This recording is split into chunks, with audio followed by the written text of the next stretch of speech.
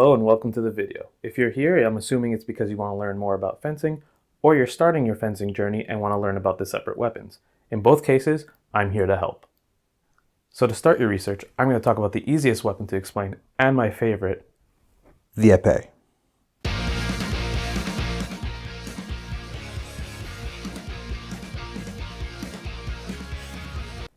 Épée is French for sword, and we probably still call it that for simplicity's sake. For example, if I were to say that I fence sword style, or I fence with a sword type of weapon, that wouldn't give you any information, and anybody I say that to would probably give me a no shit face. So I think it's a good idea that we call it épée, just so that we have that knowledge. And that being said, the fact that fencing is heavily influenced by the French just adds more to the reason why it should be called épée rather than something else. As we talk more and more about fencing in other videos, you'll see that French keeps coming back and back, and that's just fencing, really. What's your name, delegate? Fencing.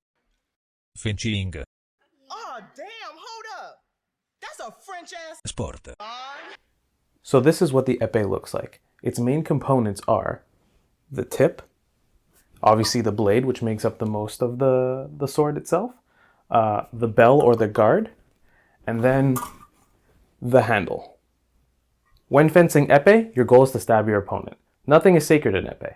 You can hit your opponent from head to toe, everything counts. I want to say two things about hitting your opponent anywhere.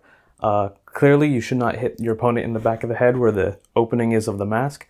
I say that because I said literally you can hit anywhere, and I don't want anybody to call me out. So there, that said, it's very unlikely, but I wanted to say it. The second thing is you should generally try not to turn your opponent into a eunuch.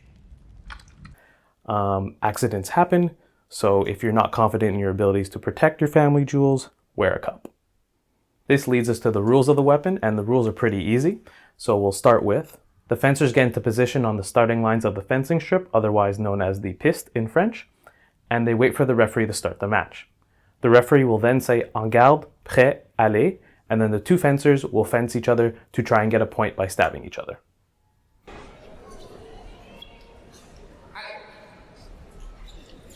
After each point is made, the fencers go back to the starting lines and get ready for the next point. We know a hit is achieved when the scoreboard lights up. On the scoreboard, there's either a red light or a green light associated to each fencer, and when they hit their opponent, the light goes off.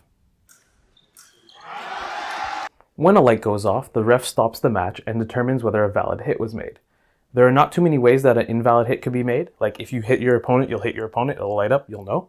But there are some things such as hitting the floor might light up the scoreboard.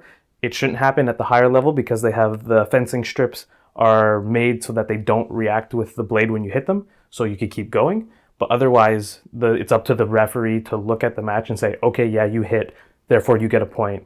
Stop, reset, next point. The process of en garde, prêt, allez, someone hits a point, reset, en garde, prêt, allez, that whole thing repeats itself until someone gains 15 points. Each individual hit is equal to 1 point. It should be noted that if both fencers hit each other at the same time and both lights go off, the red and the green, that means that both fencers get a point.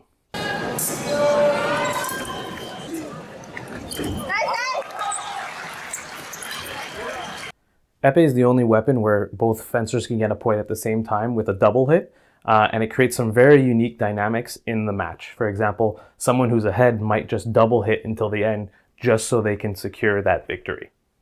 Now that you know that your goal is to reach 15 points, you might be thinking that's a lot of points. But there's also time involved in an épée match. In an épée match, you have 3 rounds of 3 minutes to get all your points.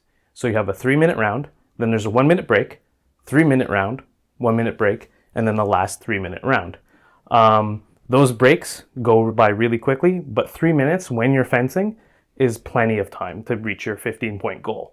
That being said, if either fencer doesn't reach their 15-point goal and the time runs out in the last 3-minute round, that means you go into overtime. I really want to see if I can do this. I think I can though, because based on school experience. Sweet. Okay, let's do the next part. Overtime goes like this. Through a random selection, either through the scoreboard or by spinning a pencil, one of the fencers is given priority.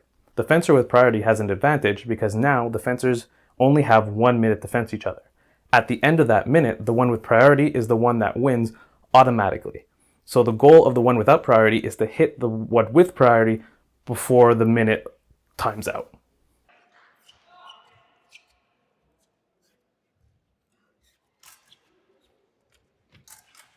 Oh, Yamada. Oh, yeah. And now we remove it stealthily.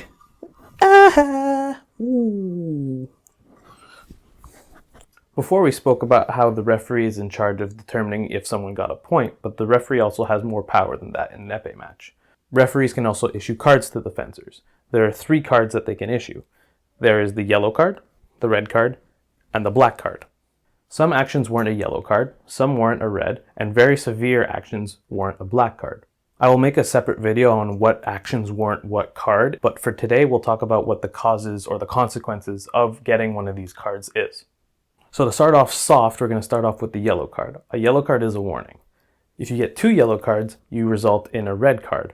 A red card is a penalty hit, meaning that your opponent gets a point. So if I get a red card, the person I'm fencing gets a point. And finally, we have the black card, which results in you getting scrubbed from the tournament itself and not being able to fence in a tournament for 60 days.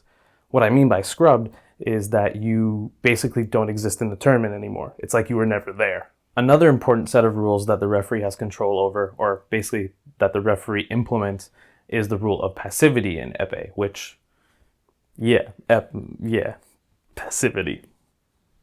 So passivity also is going to get its own video. 1, because it takes a while to explain properly, and 2, passivity tends to change over time. It's changed many times since I've been fencing. So just in case, I'm going to have that as a separate video so that if it does change, I can update it with a new video and it won't like tamper or like screw with this video. But that doesn't mean I'll leave you up in the air about what passivity is. I'll give you a basic rundown of what it is, just so when you watch an epee match at the high level, you'll be able to understand what's happening when they say, oh, passivity was activated, like it was a Yu-Gi-Oh card or something, but when it was activated. The basic concept of what passivity is that during combat, if there is a minute where nobody hits, there are consequences. And the more this happens in a match, the consequences get more and more dire, to the point that the last consequence that you can reach is that someone else wins, or like one of the fencers just automatically wins. And those are the basics of epee. Epee is a stabby boy. Your goal is to stab your opponent. Every time you stab your opponent, you gain 1 point.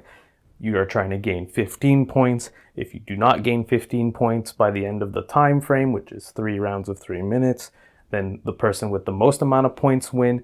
If there is nobody with more points than the other and it's equal, then you go into overtime. Thank you so much for watching. I'm going to be posting more videos. I'll be posting about passivity, about the cards, and I'll also be posting about the 2 other weapons along with their intricate little details. So